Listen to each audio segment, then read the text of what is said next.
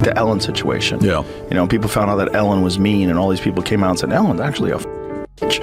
And they were like, oh, Yeah. I can't believe it. And she lost everything. She fell apart, disappeared, because people found out that this character that she was portraying in a half an hour on a television show is not really who she was. My buddy Greg, who was one of her writers, was like, she's a piece of shit. And he was like, she's a monster. All these staffers started to come out, not for nothing, but I know a guy, I know him very well, whose sister worked for her, who said you were not allowed to make eye contact with Ellen in the halls of that show.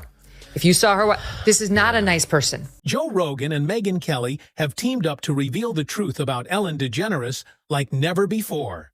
The cheerful smile that once ruled daytime TV is being pulled apart, and what's underneath isn't so cheerful after all.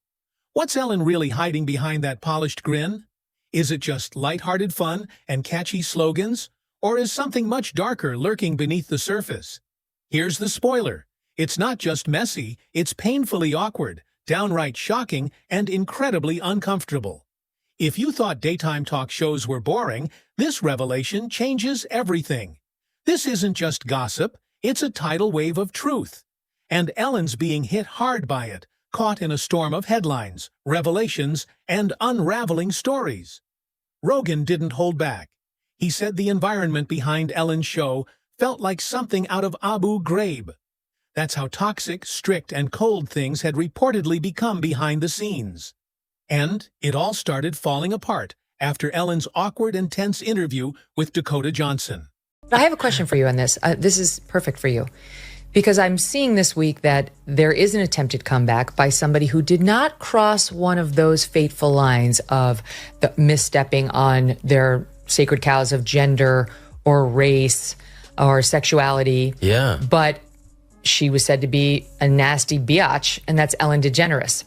Yeah. So her show got canceled after she had this testy exchange with Dakota Johnson, where something happened where Dakota said, oh, I had this birthday party. And Ellen said, well, why didn't you invite me? You didn't invite me. And she said, like, no, I did invite you, Ellen. That's not what happened.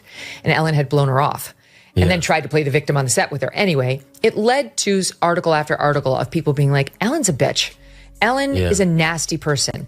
And Ellen joked, why wasn't I invited to your party? But Dakota quickly replied, actually, Ellen, I did invite you. And right then, the mask slipped for everyone to see, live on air.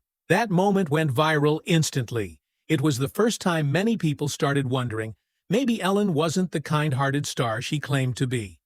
Rogan didn't mince words. She doesn't seem nice, he said bluntly.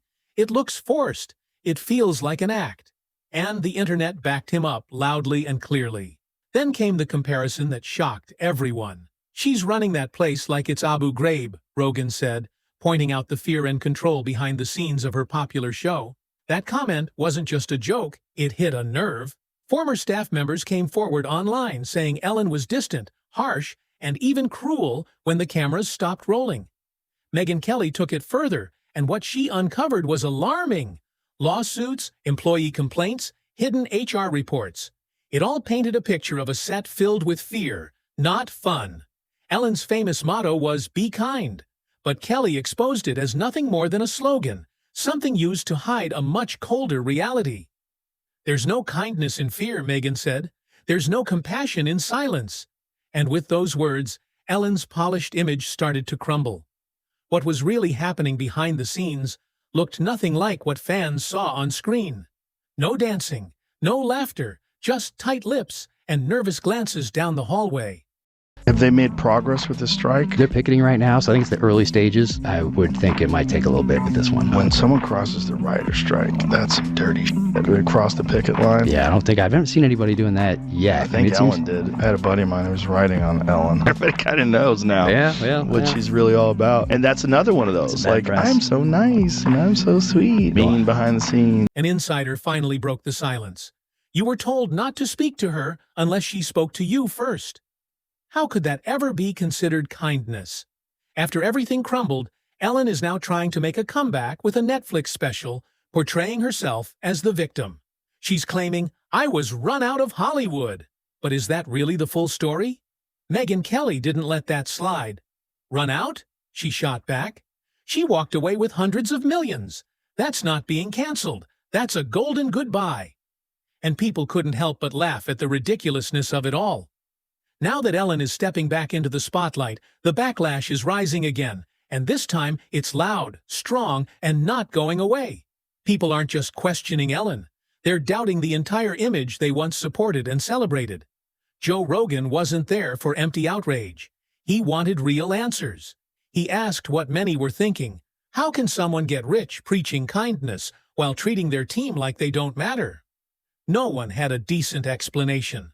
To Rogan, it all felt fake, a tired performance that had finally hit its limit.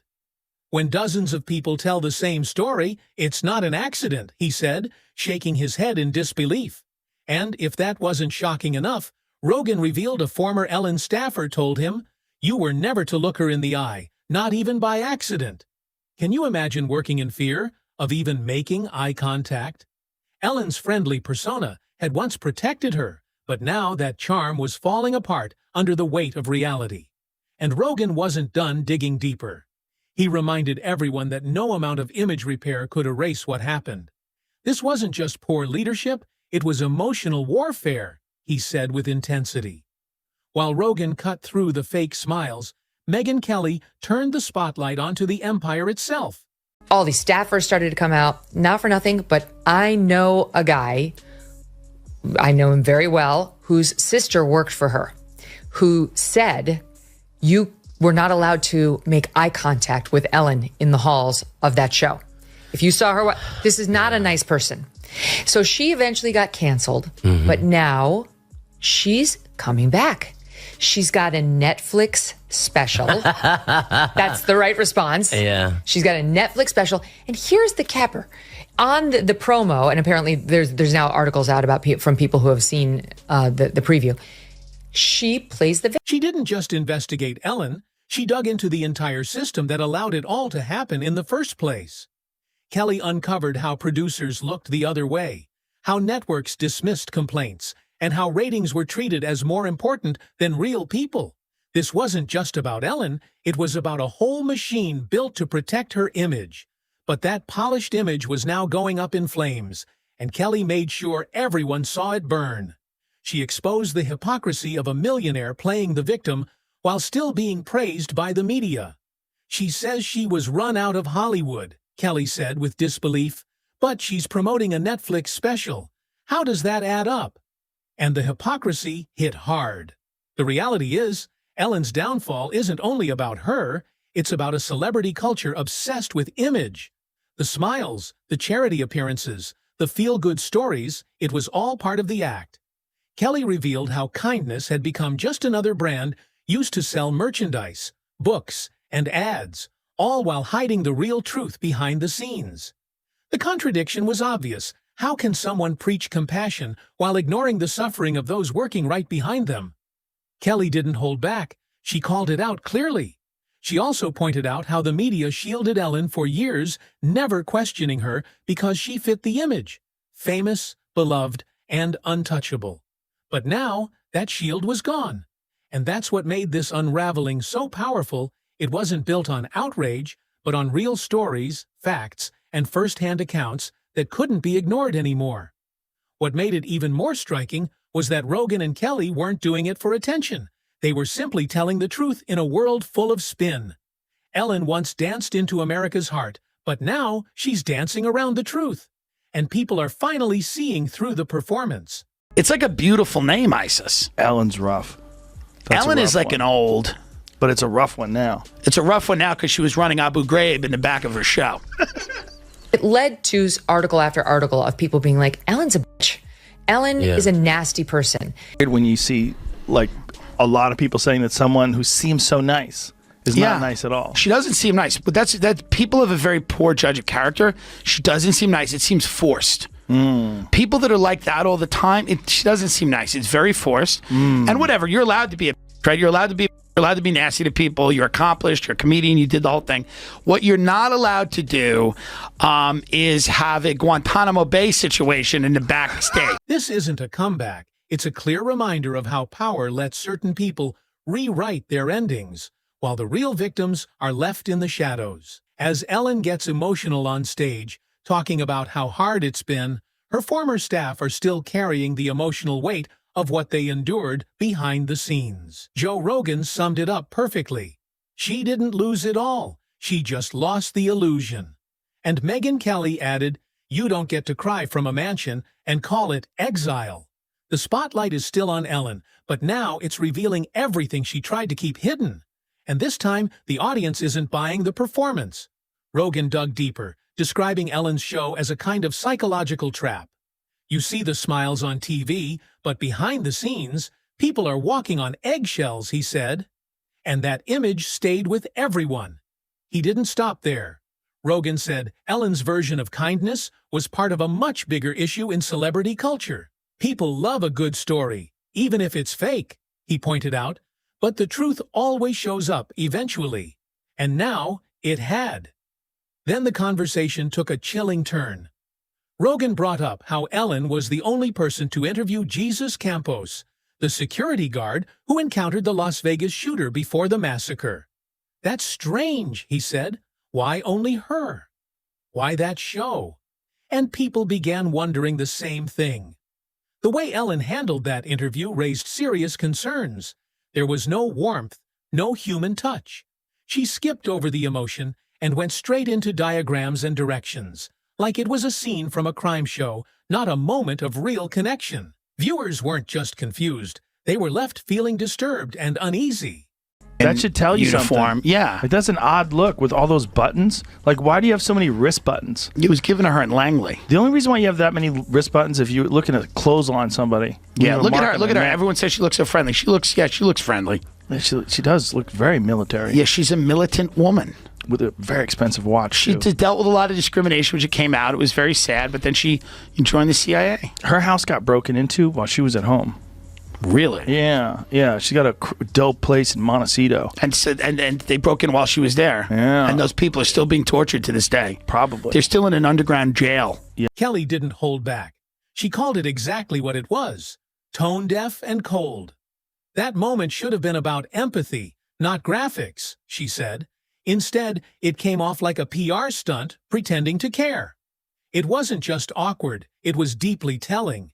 Now, looking back, that interview feels like a puzzle piece we all missed, a moment that now seems far too scripted to be genuine. Ellen's defenders try to deflect, blaming society or saying this is just cancel culture gone wild. But the ones who lived through it, the silenced voices, are finally being heard. Rogan shut that argument down fast.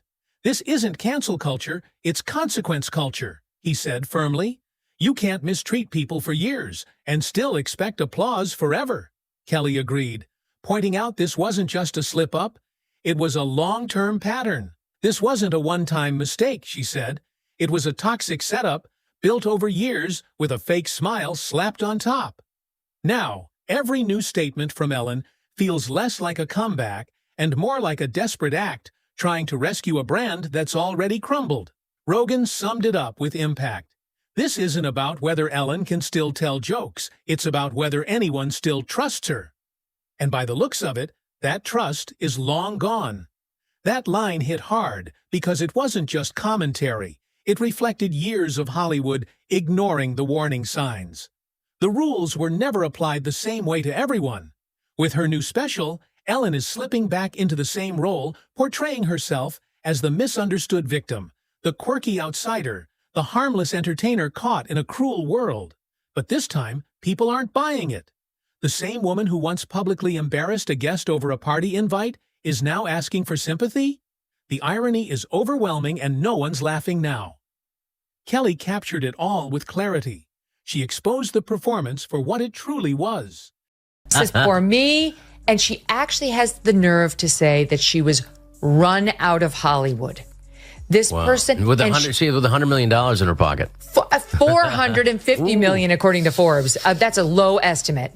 Yeah. Because so now she's out there saying, I was run out of Hollywood. She's actually reportedly complaining about how hard it is for women in America with the double standards. Look at Oprah, how hard it is for her. Oh, she's got, like 10 houses, Ellen DeGeneres? Michelle Obama, look how hard it is for women in America. They're hurting. They're going to let her back in, Rob, because she's a lesbian, she's a leftist, and she didn't hit one of their sacred cows. Look at it.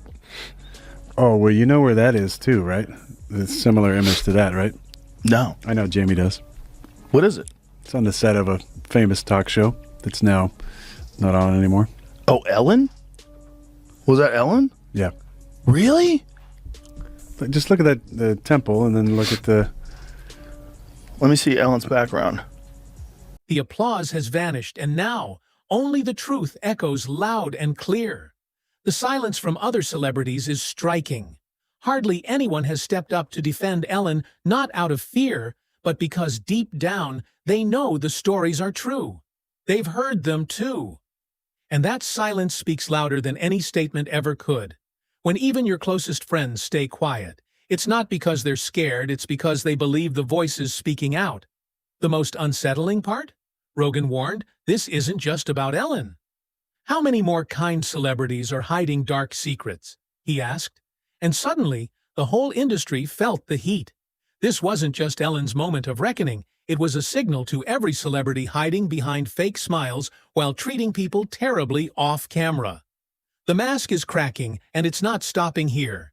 Kelly called it a turning point in how we view celebrity image. Being likable on screen isn't enough anymore. It has to be real when the lights go off, too. Ellen once inspired people to laugh, dance, and be kind.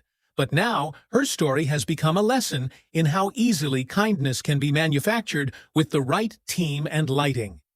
Rogan captured it perfectly. She was selling kindness like a product, but behind the scenes, she was delivering fear, and that truth hit like a thunderclap. Ellen's fall from grace isn't just another headline, it's a signal to audiences everywhere. It's time to look deeper. Who are we really supporting? What's hiding behind the polished image? The era of smiling through scandals is done. People want truth. Now, not perfection coated in glitter, but authenticity, even with flaws.